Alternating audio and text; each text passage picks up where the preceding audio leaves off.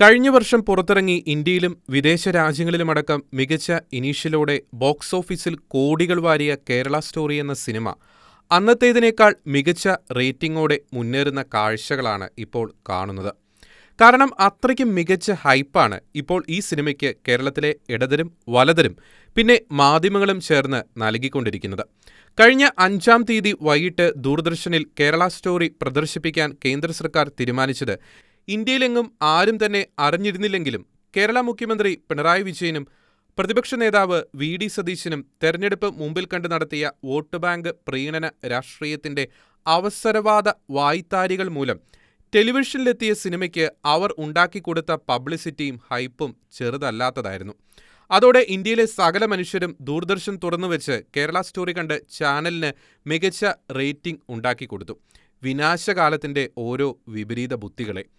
തൊട്ടുപുറകെ കത്തോലിക്ക സഭയുടെ ഇടുക്കി രൂപത അവരുടെ യൂത്ത് സമ്മർ ക്യാമ്പിൽ കേരള സ്റ്റോറിയെ അവരുടെ സിലബസിൽ ഉൾപ്പെടുത്തി വിശകലനങ്ങൾക്കും ചർച്ചകൾക്കും വിധേയമാക്കി സഭയിലെ തലമുറകൾക്ക് അറിവ് പകർന്നു കൊടുത്തതോടെ കലിതുള്ളി പാഞ്ഞെടുത്ത ഇടത് പ്രൊപ്പഗണ്ട മീഡിയകളും ഇടുക്കി രൂപത കാണിച്ചത് തെറ്റാണെന്ന് വാദിച്ച് ആളാകാൻ വന്ന സതീശനും പിന്നെ കേരള സ്റ്റോറി തറ സിനിമയാണെന്നും പിന്നെ ഇത് കമ്മ്യൂണിസ്റ്റ് വിരുദ്ധവും മുസ്ലിം വിരുദ്ധവും കേരള വിരുദ്ധവുമാണെന്നും പറഞ്ഞ് ആകെ ക്ഷുഭിതനായി രംഗത്ത് വന്ന CPM സംസ്ഥാന സെക്രട്ടറി MV ഗോവിന്ദനും അടക്കമുള്ളവർ ഈ സിനിമയെ പൊക്കിവിട്ടത് ശക്തമായ ജനപ്രീതികളിലേക്ക് തന്നെയായിരുന്നു.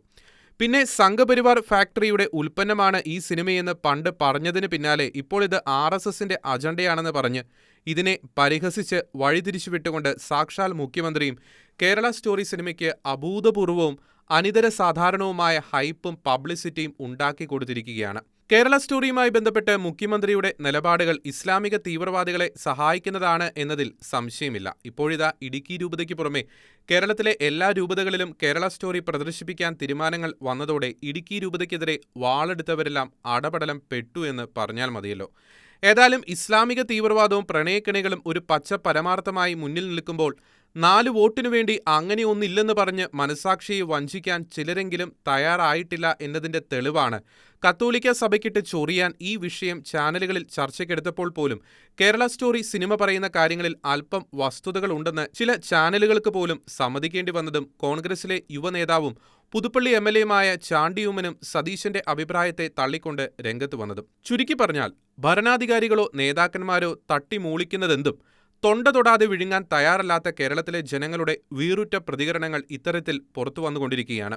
പിന്നെ ഇതാണ് കളിയെങ്കിൽ അടുത്ത മുഖ്യമന്ത്രി സ്ഥാനം കണ്ടുപനിച്ച് പ്രതിപക്ഷ നേതാവിന്റെ ചെയറിലിരുന്ന് വിടുവായത്തം പറയുന്ന സതീശൻ കോൺഗ്രസിന് ഒരു കടുത്ത ബാധ്യതയാണെന്ന് കോൺഗ്രസിന് ബോധ്യമാവുക തന്നെ ചെയ്യും. കേരളത്തിൽ ലവ് ജിഹാദ് ഉണ്ടെന്നും പലരുടെയും അനുഭവങ്ങൾ തനിക്ക് അറിയാമെന്നും പറഞ്ഞുകൊണ്ട് അടുത്തിടെ കോൺഗ്രസ് വിട്ട് BJPയിലെത്തിയ പത്മജ വേണുഗോപാലും ലവ് ജിഹാദ് ഒരു യാഥാർത്ഥ്യമാണെന്നും സിനിമ പ്രദർശിപ്പിക്കുന്നതിൽ തെറ്റില്ലെന്നും പറഞ്ഞുകൊണ്ട് BDGS നേതാവ് തുഷാർ വെള്ളാപ്പള്ളിയും രംഗത്ത് വന്നതിന് തൊട്ടുപിന്നാലെ സോണിയ സെബാസ്റ്റ്യനും നിമിഷ ഫാത്തിമയും ഇപ്പോഴും അഫ്ഗാനിസ്ഥാനിലെ ജയിലിൽ കിടക്കുകയും അനേകം മലയാളികൾ ISൽ ചേർന്ന് പൊട്ടിത്തെറിച്ചിട്ടും കേരള സ്റ്റോറി തെറ്റാണെന്ന് പറയുന്നവർക്ക് കണ്ണു തുറന്നു വരുമ്പോൾ സത്യം പറയാൻ അവർക്ക് നാവ് കണ്ടെന്ന് വരികയില്ലെന്ന് പറഞ്ഞ് തീപാറുന്ന പോസ്റ്റുമായി മുൻ DGP TP സെൻകുമാറും രംഗത്ത് വന്നതോടെ കേരള സ്റ്റോറിക്കെതിരെ ഷോ കാണിക്കാനിറങ്ങിയ രാഷ്ട്രീയ അവസരവാദികളെല്ലാം അടപടലം തേഞ്ഞിരിക്കുകയാണ്.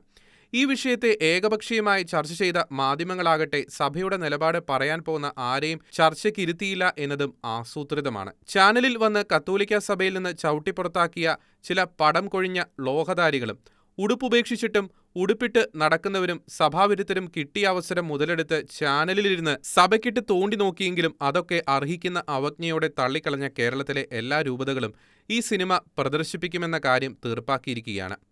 കാരണം ഈ സിനിമ മുൻപോട്ട് വയ്ക്കുന്ന സന്ദേശം സഭയിലെ യുവതീ-യുവാക്കൾ അറിയേണ്ടത് തന്നെയാണ്. കേരള സ്റ്റോറി പോലെ ഇനിയും ഇത്തരം ബോധവൽക്കരണ പരിപാടികളുമായിട്ട് മുൻപോട്ട് പോകുമെന്ന് പറഞ്ഞുകൊണ്ട് KCBCയും KCYയും ശക്തമായി രംഗത്ത് വന്നിരിക്കുകയാണ്. ഇത്രനാളും ശങ്കിച്ചു നിന്ന അവർക്ക് അടുത്ത കാലത്ത് കേരള സഭ എടുത്ത ഏറ്റവും ധീരമായ നിലപാടാണ് മാധ്യമ വായ്ത്താരികളെയും രാഷ്ട്രീയ നേതാക്കളുടെ തിട്ടൂരങ്ങളെയും വലിച്ചെറിഞ്ഞ് കേരള സ്റ്റോറി എന്ന ഈ സിനിമയുടെ പ്രദർശനവുമായി മുന്നോട്ട് പോകാനെടുത്ത ഉറച്ച തീരുമാനം. അതിനുവേണ്ടി നിലകൊള്ളുന്നവർക്കെല്ലാം അഭിവാദ്യങ്ങൾ. തീവ്രവാദത്തെ തീവ്രവാദമെന്ന് വിളിക്കാൻ പേടിയുള്ളവരും കാര്യസാധ്യത്തിനു വേണ്ടി മൗനം പാലിക്കുന്നവരും ഒഴികെയുള്ള സകലരും കണ്ടിരിക്കേണ്ട സിനിമ തന്നെയാണ് കേരള സ്റ്റോറി.